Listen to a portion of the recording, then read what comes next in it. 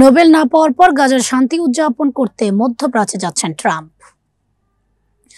যুক্তরাষ্ট্রের president Donald Trump আগামীকাল রোববার মধ্যপ্রাচ্য সফরে যাচ্ছেন। ধারণা করা হচ্ছে গাজায় যুদ্ধবিরতি চুক্তিতে মধ্যস্থতার মধ্য দিয়ে তিনি নিজেকে ওই অঞ্চলের শান্তির প্রতিনিধি হিসেবে প্রমাণ করার চেষ্টা করেছেন। চলতি বছর নোবেল শান্তি পুরস্কার পাওয়ার ব্যাপারে ট্রাম্প প্রকাশ্যেই তার আকাঙ্ক্ষার কথা জানিয়েছিলেন। তবে নোবেল শান্তি পুরস্কার কমিটি ভেনেজুয়েলার বিরোধী দলীয় ডানপন্থী নেত্রী মারিয়া করিনা মাচাদোকে পুরস্কারটি দিয়েছেন।